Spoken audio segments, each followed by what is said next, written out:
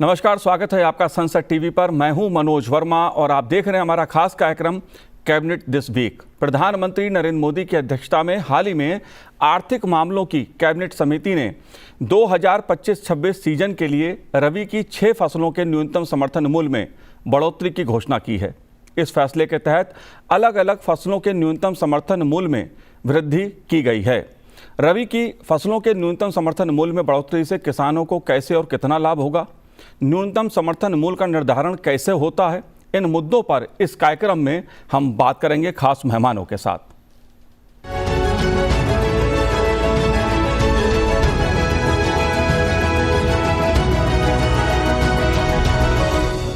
न्यूनतम समर्थन मूल्य का मुद्दा किसानों के लिए, खेती के लिए खासा महत्वपूर्ण है। इसलिए इस मुद्दे पे चर्चा जरूरी है, क्योंकि केंद्रीय कैबिनेट ने एक महत्वपूर्ण फैसला रबी की फसलों के संदर्भ में लिया है। चर्चा करने के लिए कृषि मंत्रालय के प्रधान आर्थिक सलाहकार देवजीत खोंड जी हमारे साथ इस समय स्टूडियो में मौजूद हैं। देवजीत जी, आपका स्वागत है संसद टीवी पर।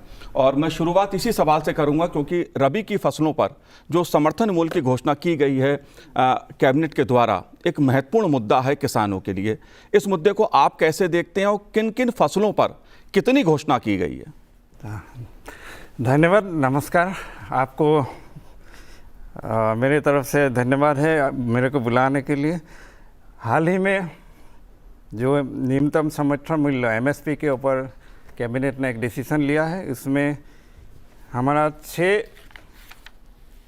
क्रॉप्स आर देयर, जिसमें आपका गेहूं है, व्हीट, बार्ली, जू कहते हैं जिसको, ग्राम, मसूर अथवा लेंटिल, रेपसीड एंड मस्टर्ड और सनफ्लावर जिसको आप कुसुम भी बोलते हैं।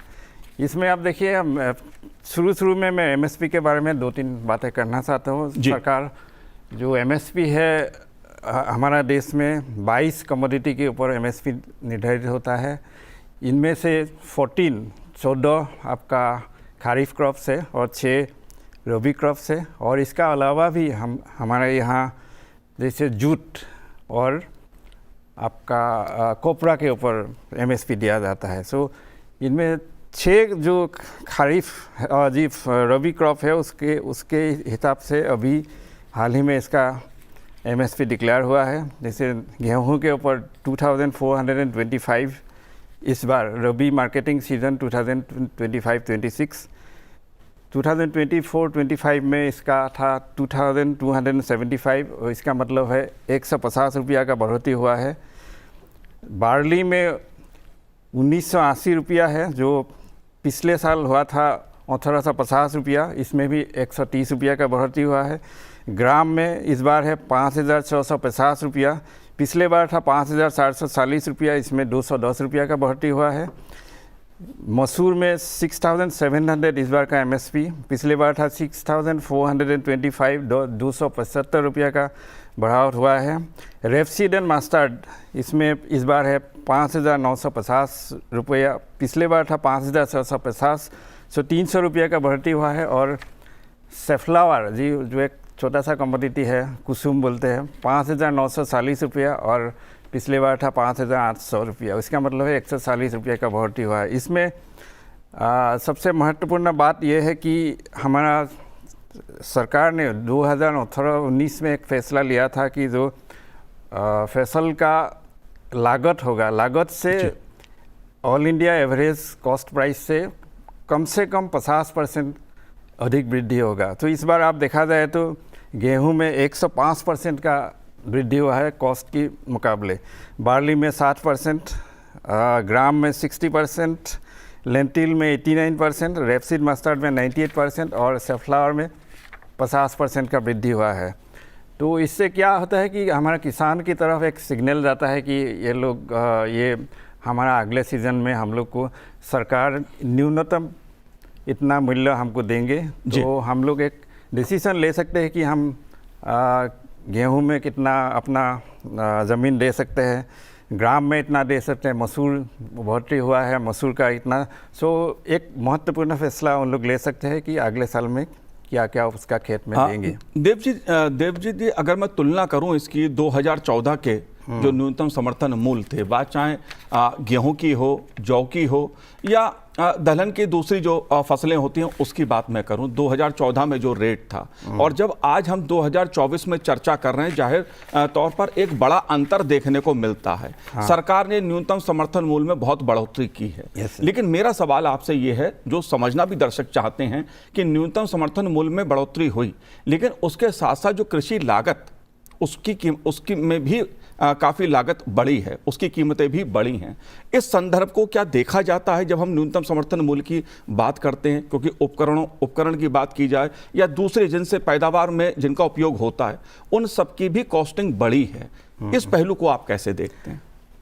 यह बिल्कुल इसको लिया जाता है। कॉस्ट ऑफ प्रोडक्शन हर साल कॉस्ट ऑफ प्रोडक्शन इसका निकाला जाता है। कॉस्ट ऑफ प्रोडक्शन में हम सभी जैसे लेबर कॉस्ट है, आपका राइट फ्रॉम आपका बुलक टू मशीन कॉस्ट, आपका सीड कॉस्ट, सब कॉस्ट इंक्लूड करता है। जैसे आपका इंक्लूडिंग फैमिली लेबर का भी इम्पोर्टेड कॉस्ट देते हैं। सो सारे जो कॉस्ट हमारा किसान का कॉस्ट होता है उसको हम ले लेते हैं। तो इसीलिए जो इन्फ्लेशन हुआ है इसमें इंक्लूड होता है। और इसके ऊपर भी जब हमारा commission for agriculture cost and prices जो है वो सारे मुद्दों को ध्यान में रखते ही एमएसपी फिक्सअप करते हैं।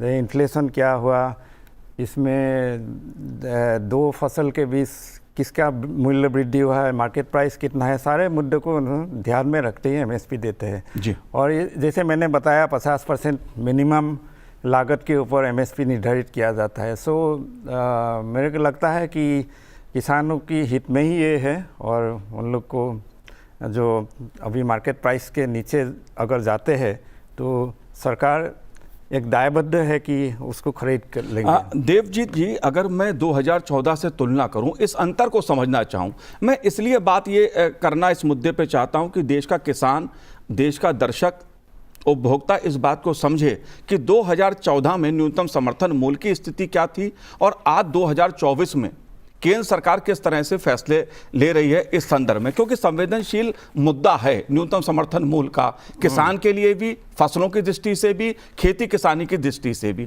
थोड़ा आप अगर इस पर प्रकाश डाल सके तो अच्छा रहेगा। आप देखिए, आपका 2014-15 में जो गेहूं का समर्थन मूल्य था 1450 जी, आज ये हो गया है 2425, 1000 रुपया का वृद्धि हुआ है जी। जो गेहूं का जो कॉस्ट है इस बार का 1182 रुपया है, ऑल इंडिया एवरेज कॉस्ट जी। तो उसके मुकाबले एमएसपी है 2425। अब देखिए 2014 से अभी आपका हो गया 2425 जी। तो इससे जो एक उदाहरण मैं देता हूँ, तो इससे जो हमारा किसान है उसको बहुत लाभ होगा। तो मेरा मानना यह है उससे उसका आय बढ़ेगा और आपका जो किसान का जो समस्या समाधान होगा इससे जी। एक बड़ा सवाल आता है न्यूनतम समर्थन मूल्य का, जो मुद्दा हर बार उठाया जाता है, इस पर काफ़ी चर्चा होती है। दरअसल ये किसानों के जीवन में किस प्रकार से एक बदलाव लाता है, किस तरह से फायदा देता है किसानों की आर्थिक जो स्थिति है उसको, क्योंकि सरकार का भी एक लक्ष्य है। केंद्र सरकार बार बार इस बात को हर मन से कहती है कि सरकार का एक मकसद है, प्राथमिकता है कि देश का किसान आर्थिक दृष्टि से संपन्न हो, मजबूत हो। इस मुद्दे को आप कैसे देखते हैं? इसके लिए सरकार इतना कदम उठाया, मैं आपको एक एक करके बताता हूँ। पहला बात है आपका उत्पादन बढ़ाना है, प्रोडक्शन आपको बढ़ाना है। प्रोडक्शन बढ़ाने के लिए सरकार जैसे फर्टिलाइज़र मिनिस्ट्री है, इरिगेशन मिनिस्ट्री है, हमारा फर्टिलाइज़र के ऊपर गवर्नमेंट सब्सिडी देता है। पिछले बार 1,91,000 करोड़ का सब्सिडी गवर्नमेंट ने बजट में प्रावधान रखा। इस बार भी लगभग इसी तरफ की खर्चा होगी। इससे क्या होता है, लोग यूरिया, DAP जो हमारा जो मेन जो आपका फर्टिलाइज़र है कंजम्पशन, जिसके लिए उसका दाम जो किसान को कम मूल्य में इसको उपलब्ध होता है जी।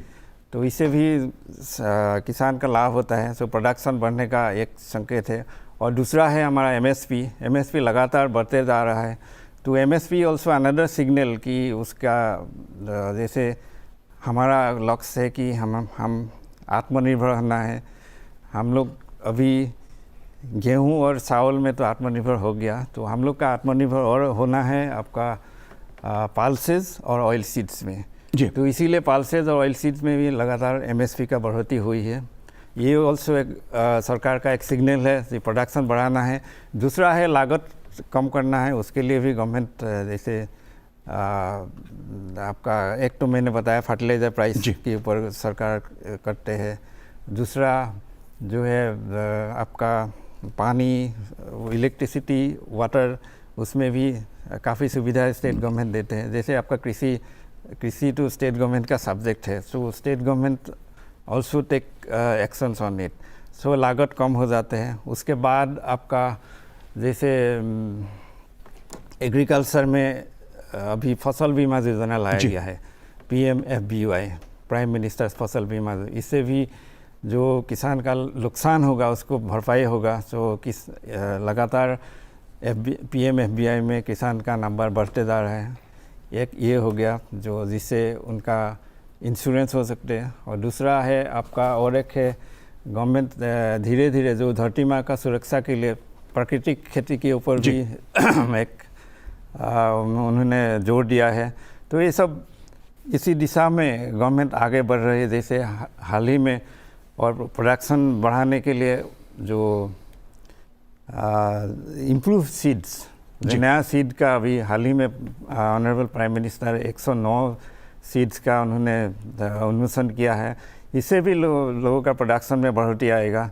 जैसे क्लाइमेट रेजिलेंस, अभी आपको जानते हैं एडवर्स क्लाइमेट का असर पड़ रहा है, तो हम लोग जो वैरायटी दे रहे हैं अभी क्लाइमेट रेजिलेंट होगा, तो उससे और हाई यील्डिंग है, तो इसी से भी लोगों का प्रोडक्शन बढ़ेगा। सो सरकार ने काफ़ी कदम इसके ऊपर उठाया जिससे किसान लोगों का अपना आर्थिक स्थिति सुधर रहा है। जी, जाहिर सी बात है सरकार की प्राथमिकता है कि देश में जो उत्पादन है वो बढ़े, किसान आर्थिक दृष्टि से संपन्न हो। लेकिन मेरा अगला सवाल आपसे दलहन को लेकर है, क्योंकि एक दशक पहले की अगर मैं बात करूं तो शायद इतनी प्राथमिकता में दलहन से संबंधित जो फसलें होती थी न्यूनतम समर्थन मूल्य में, वो उसका उल्लेख हमें देखने को कम मिलता था या बहुत कम न्यूनतम समर्थन मूल्य बढ़ता था। लेकिन पिछले एक दशक में 2014 के बाद दलहन को खास तौर से प्राथमिकता मिली है कि दलहन के मामले, क्योंकि आपने आत्मनिर्भर शब्द का इस्तेमाल किया, दलहन को लेकर भारत आत्मनिर्भर हो इस दृष्टि से सरकार ने तमाम योजनाएं कई पहल की। वो क्या पहल की, क्यों की और स्थिति क्या है? दलहन के लिए आप देखिए अभी भारत में जो इंपोर्ट्स होता है, इंपोर्ट बिल का 10% अभी भी दलहन में है जी, लगभग 10%। तो हम लोग बहुत दूर दूर से ला रहे हैं, जैसे कनाडा से ला रहे हैं लेंटिल, अभी ऑस्ट्रेलिया से लाने का है। तो इसमें जो हमारा जो गवर्नमेंट एक लेते हैं, हमारा जो प्रोक्योरमेंट बढ़ाने का एक किसान को एक लगभग एक गारंटी मिले कि वो जो दलहन उत्पादन करे उसको सरकार खरीद ले। इसीलिए उन लोग अभी सरकार ने एक फैसला लिया है जो एक फेयर एवरेज क्वालिटी में एक टाइम में जितना दलहन उत्पादन होगा उसको गवर्नमेंट खरीद लेंगे। तो ये एक सरकार ने फैसला लिया है जिससे ये होगा कि आप लोग इसको उत्पादन कीजिए। जैसे जिसमें इरिगेशन ना भी हो इसमें दलहन हो सकता है जी। इरिगेटेड एरिया में लगभग हमारा व्हीट और राइस इरिगेटेड एरिया में होता है, इसमें दलहन में रेन फेड एरिया में भी हो सकता है। तो इसीलिए जो पिछले काफ़ी दिनों से उसके ऊपर सरकार प्रोडक्शन बढ़ाने के लिए काफ़ी कदम उठा रहे हैं। एक तो प्रोक्योरमेंट का निश्चयता हो तो लोग उसके ऊपर जाएगा जी। और एक बड़ा सवाल यहाँ पर ये आता है न्यूनतम समर्थन मूल्य को लेकर कि कुछ फसलों पर 22-23 फसलों पर न्यूनतम समर्थन मूल्य सरकार निर्धारित करती है, हर साल उसके ऊपर बढ़ोतरी की जाती है, ऐसी कई फसलें हैं। लेकिन आमतौर पर न्यूनतम समर्थन मूल्य को लेकर कि दूसरे जो कृषि से जुड़े संबंधित क्षेत्र हैं, बात चाहे बागवानी की जाए या दूसरी फसलों की बात की जाए, उसको लेकर क्या धारणा है, क्या स्थिति है? अब देखिए बागवानी जो हॉर्टिकल्चर क्रॉप्स में इसमें मैक्सिमम पॉसिबिलिटी है जो इंडिया में अगर आप देखा जाए तो गेहूं और राइस में जितना एरिया में वो है उसके मुकाबले अभी भी हॉर्टिकल्चर क्रॉप्स का एरिया कम है, लेकिन उसका वैल्यू ज़्यादा है। तो horticulture crops is the future, horticulture, floriculture, तो उसमें सरकार प्रोत्साहित कर रहे हैं। तो मेरा मानना है कि हॉर्टिकल्चर से जो किसान का इनकम, हॉर्टिकल्चर है, आपका एनिमल हस्बेंड्री है, डेयरी है, ये दीज आर सब्सिडियरी प्रोफेशन। सो सब मिला के किसान का आय बढ़ते हैं। सो किसान का आय सिर्फ एक क्रॉप से नहीं होता है, क्रॉप्स के लगातार ये हॉर्टिकल्चर है, आपका animal husbandry, dairying, these are integrated features. So इन सब को मिला के किसान का आय बढ़ेगा। तो मेरा मानना है कि जैसे हॉर्टिकल्चर से जो कंपेयर टू कॉस्ट ज़्यादा आपका मुनाफा होता है जी। तो इस अगर बात मैं नॉर्थ ईस्ट की करूं, ख़ास तौर से नॉर्थ ईस्ट को लेकर भी सरकार ने तमाम तरह की पहल की हैं कि नॉर्थ ईस्ट में खेती को किसान को आर्थिक दृष्टि से फ़ायदा हो, इसके लिए भी कृषि मंत्रालय ने कई कदम उठाए हैं, कई योजनाएं शुरू की हैं। कुछ खास योजनाएं ऐसी नॉर्थ ईस्ट के लिए जो एक खास योजना है ऑर्गेनिक मिशन, ऑर्गेनिक फार्मिंग का जी। जैसे जानते हैं नॉर्थ ईस्ट में फर्टिलाइज़र का यूज़ बहुत कम है, ट्रेडिशनली कम है वहाँ पे। एक देखा जाए एक स्टेट है सिक्किम को सरकार ने, स्टेट गवर्नमेंट ने ऑर्गेनिक, फुल्ली ऑर्गेनिक डिक्लेयर किया है। तो मिशन जो ऑर्गेनिक कृषि को बढ़ावा देने के लिए नॉर्थ ईस्ट में एक मिशन चल रहा है। एक दूसरा अभी आप देखिए तिलहन का जो ऑयल सीड्स का बढ़ावा देने के लिए वहाँ पे और एक कृषि मंत्रालय का स्कीम चल रहा है कि पाम ऑयल प्रोडक्शन के ऊपर।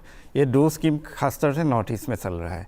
और बाकी जो एग्रीकल्चर इंफ्रास्ट्रक्चर के लिए हम लोग के पास जो स्कीम है उसमें नॉर्थ ईस्ट, जैसे आप जानते हैं नॉर्थ ईस्ट में as per mandate 10% of the fund has to be spent on the north east region. तो उसी दिशा में एग्रीकल्चर मिनिस्ट्री के उसी हिसाब से 10% उसके लिए निर्धारित होता है।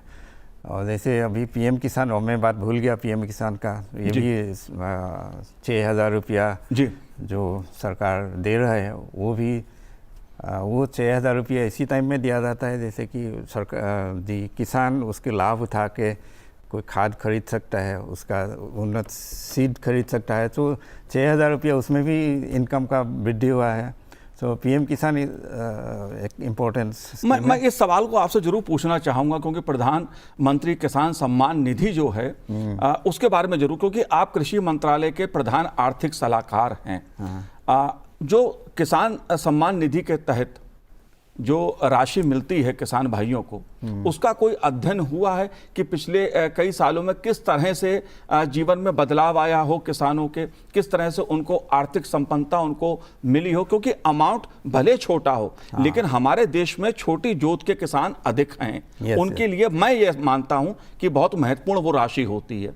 क्या आप इस बात से सहमत हैं? किस तरह से बदलाव आया है? किसान सम्मान निधि आप देखिए लगभग 85% लोग हमारा स्मॉल एंड मार्जिनल फार्मर है।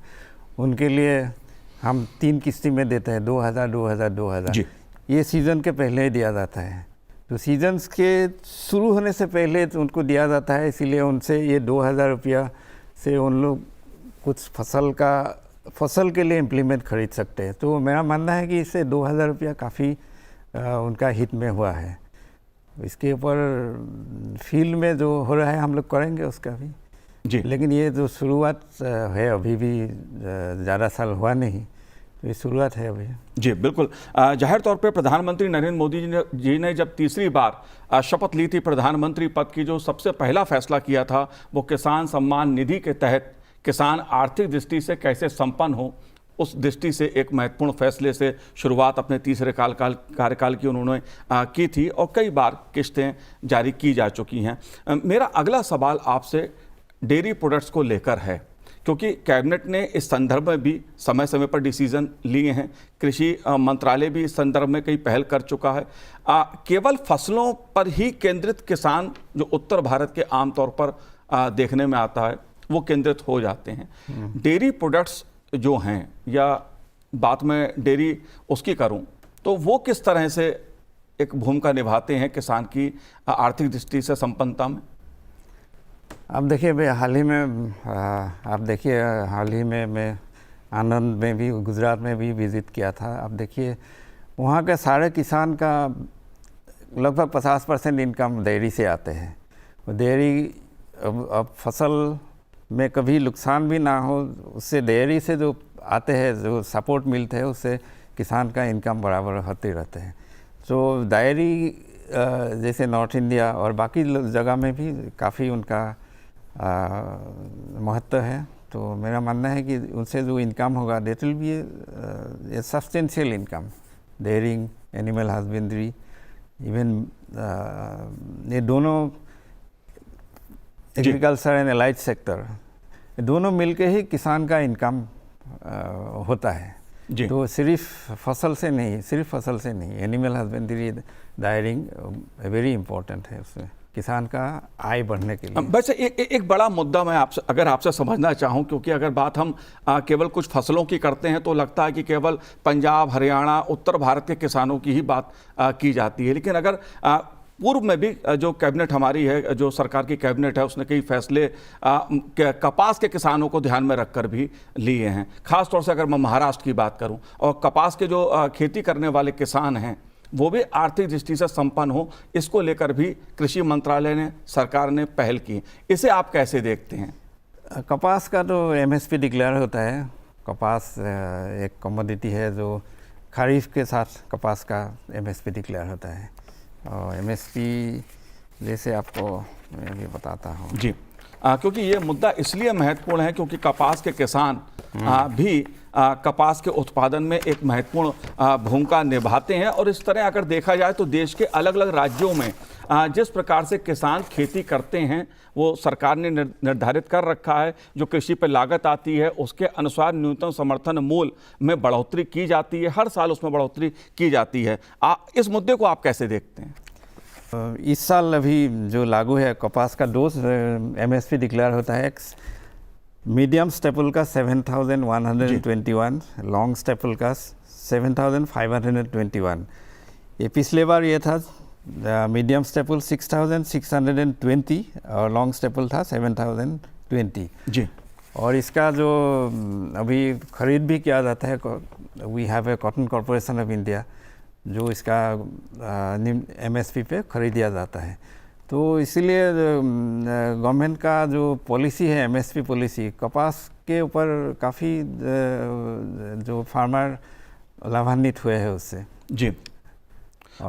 अगर बात उन मुद्दों की जाए, खास तौर से आपने कई योजनाओं का जिक्र किया कि कई नई योजनाएं सरकार ने शुरू की हैं, देश में उत्पादन कैसे बढ़े और आर्थिक दृष्टि से किसान कैसे संपन्न हो। अलग अलग योजनाओं के जरिए आपने हमें बताया कि किस तरह से किसान के जीवन में एक बदलाव आ रहा है, खेती किसानी में किस तरह से बदलाव आ रहा है। अगर टेक्नोलॉजी की मैं बात करूं, क्योंकि ड्रोन के जरिए खेती में उपयोग उसका किसान आर्थिक दृष्टि से, टेक्नोलॉजी की दृष्टि से अच्छा उपयोग कर सके ताकि उत्पादन बढ़े और उसकी आय भी बढ़े। ड्रोन टेक्नोलॉजी के उपयोग को आप कैसे देख रहे हैं? Very good question. Drone technology, आप देखिए, आप ड्रोन टेक्नोलॉजी अभी धीरे धीरे आ रहा है। हम ड्रोन दीदी एक स्कीम भी बना रहे हैं जिसके महिलाओं के लिए, जो लाखपति दीदी का एक स्कीम है, उसी की तरह ड्रोन से दो काम होता है। एक आपका जो एक इंस्पेक्शन होता है, जैसे आपका एक बहुत बड़ा फील्ड है जिसमें आप खुद जाके उसका इंस्पेक्शन नहीं कर सकते, ऊपर से ड्रोन के पिक्चर लेके आप वहाँ पे कोई डिजीज़ हो रहा है क्या, उसका ग्रोथ कैसा हो रहा है, उसका अगर डिजीज़ हो तो फर्स्ट वार्निंग उसको मिल जाता है। पर्टिकुलरली जैसे हॉर्टिकल्चर क्रॉप्स में जी, आपका अप्रोल का बागान है, बहुत बड़ा पेड़ है, आप जाके वहाँ पे देख नहीं सकते, ड्रोन के ज़रिए उसको देख सकते हो और उसको अर्ली वार्निंग मिलते हैं। उसके बाद वो आर्टिफिशियल इंटेलिजेंस आप आ गया, उसका पिक्चर को देख के उन लोग बता सकते हैं ये फसल में कोई बीमार आने वाला है कि नहीं है, वो सब आजकल हो जाता है। और दूसरा ये है कि एक पेस्टिसाइड जो हमारा यूज़ होता है, ड्रोन आप पेस्टिसाइड आप जैसे आप स्प्रे करने जाते हैं, this is a very toxic, आप सेहत के लिए अच्छा नहीं है। तो ड्रोन के ज़रिए आप उसमें जब करते हैं, ड्रोन के थ्रू एग्जैक्ट अमाउंट में जाते हैं और इसमें आपका फर्टिलाइज़र भी स्प्रे होते जाते हैं। सो ड्रोन टेक्नोलॉजी ये दो तरफ का मेरा मानना है, these are very useful. So government drone दीदी एक अभी स्कीम बनाया है जिसमें जो महिलाओं को जी ड्रोन के लिए सहायता दिया जाएगा, सो दैट उनका इनकम बढ़े और अपना आर्थिक किसान फैमिली का इनकम बढ़े। जी ये ड्रोन दीदी फॉर द लेडीज़। जी बिल्कुल, महिलाओं की भागीदारी भी खेती में, किसानी में कैसे आर्थिक दृष्टि से महत्वपूर्ण भूमिका निभाए, इस दृष्टि से आप कह रहे हैं टेक्नोलॉजी का उपयोग बढ़ाने का फैसला सरकार ने लिया है। और अगर महिला सशक्तिकरण की बात मैं करूं, और उस दृष्टि से क्या फैसला कृषि मंत्रालय ने लिया है?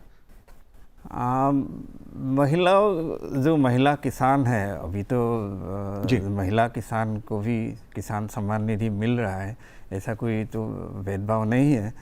तो महिलाओं के लिए इसे जो एक मेरे मन में यही आया ड्रोन दीदी स्कीम है, और बाकी तो जो किसान जो महिला किसान है उनके लिए भी हम लोग करेंगे। जी जाहिर सी बात है, किसानों को आर्थिक दृष्टि से संपन्न बनाने के लिए सरकार ने रबी की फसलों में न्यूनतम समर्थन मूल्य में बढ़ोतरी करके दिवाली से पहले एक बड़ा तोहफा किसानों को दिया है। दिव्य जी आपने हमसे बात की, बहुत बहुत शुक्रिया, बहुत बहुत धन्यवाद सनसेट टीवी से बात करने के लिए। तो इस कार्यक्रम में इतना ही, मुझे दीजिए आज्ञा, नमस्कार।